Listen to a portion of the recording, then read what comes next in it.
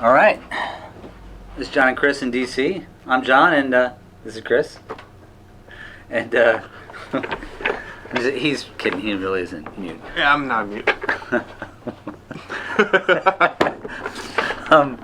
Okay, so we are going to review a game, Psychological Warfare.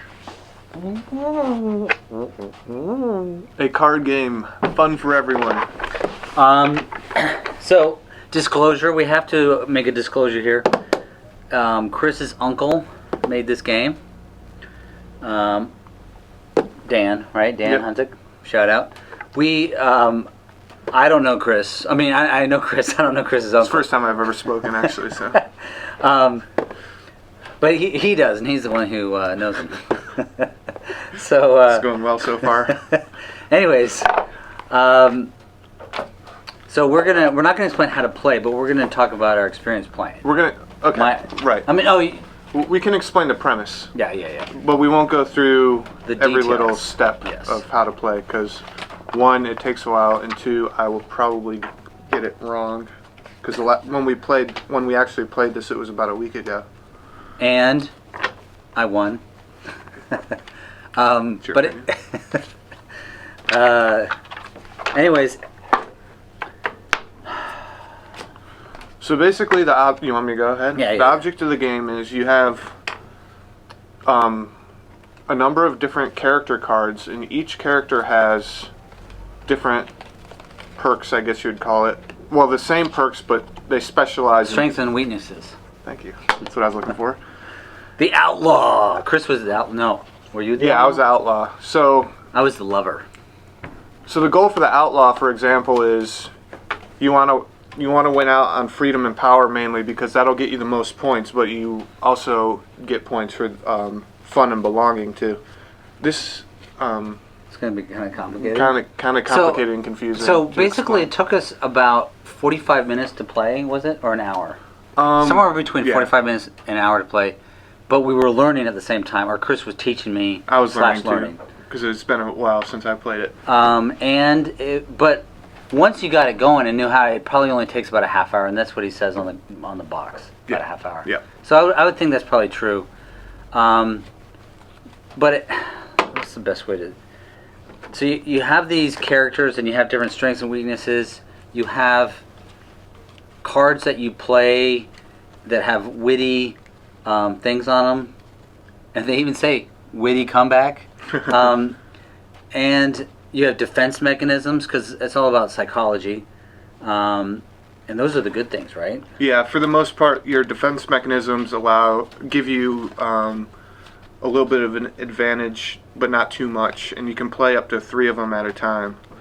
So I thought I was crushing you, Yeah. but really it was only a few points difference. Right. So it and what that tells me, having only played it once, is that you can probably anyone can win.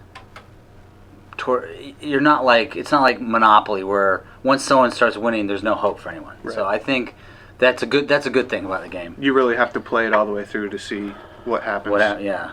And Yeah, go ahead. it was just him and I playing, but with 4 people, I'm assuming it'd be even closer. So, I guess what I just want to say is having no ties to. Hold on. Sorry, I started 2 things there. Here's the things that the 4. What do you call them? Areas that you're trying to compete in victory or points. get victory points Yeah. in. Freedom, fun, belonging, and power. And you move your token up, and I think the game is supposed to come with plastic tokens. This one didn't, but Right, I'm not sure. So basically, you play your action cards to build up your points or take other people's points away, and by the time you play through the deck, those you count up and you compare who has the highest action points in each category, and if you have the highest points or are tied, you win those, and you add up your victory points, and the person with the most victory points wins. Exactly, that's pretty much in a nutshell. If And there's that's certain not cards that confusing. give you extra victory points. Right. There's certain. They're called forget what they're called. Specialty cards? Something like that. Are these the ones? No, Special here it cards? is. Oh, Hidden agenda. Hidden agendas. Because everyone has a hidden agenda. Well, you don't always have one, but I Right. was referring to real life. So there's other ways, more than one way to earn victory points. So if you are the outlaw and you got the highest in freedom, that's like if you got up to 8 and no one else got 8 or tied you, you would get the 4 victory points for that. So that if you got highest in fun, you would only get 2 victory points. So that's what the different avatars. You have outlaw, ruler, lover, explorer, jester, altruist, visionary, and the hero. Yep. So, I was a little skeptical at first because it looked complicated, but it's really not that complicated. You just once you learn it, like pretty much like any other game, you're like, oh, this is not complicated, but it's complex enough where it would take a while to sit there and learn all the strategies, which I definitely don't know because we only played it once. Yep. But I had a really good time playing, and maybe the fact that I won was even. But I Rub it in. So out of 10 points, if I'm doing a 0, 0's low, 10's high, for a game, I would give it an 8. So that's pretty good. It's hard to get perfect game on my list, but 8 out of 10, I'm definitely going to buy it. So I'm going to buy it. I'm going to try it out with my family. So Cool, yeah. John's a big game player, so it's definitely a compliment coming from him. what would you give it, Chris? I'd probably give it a 9. 9. Just because I don't play as many games, and I had a really good time playing this. It's very addictive. It's different. There's enough strategy involved, but there's also some luck, so that makes it fun. The cards are funny. The characters are interesting. There's always going to be a different outcome. And it's fun to throw things down like backhanded compliment down on your friend. So it can get a little heated. Yeah, so it's funny. So I enjoyed it, and I might be a little biased towards my uncle too, but I don't think that's it.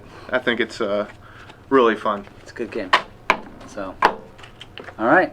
And also, if you decide to give this game a try, he also has another game called Cash Me If You Can. It's a geocaching board game, so if you're into geocaching, you should give it a shot. I've also played that game, and it's really fun. Kind of a play on words. Catch me if you can, if you didn't catch that. Now we're going to have to bleep that out. Copyright. Ooh. Yeah. Okay, well, wrap it up. There's no one there to push the record button. And we're out.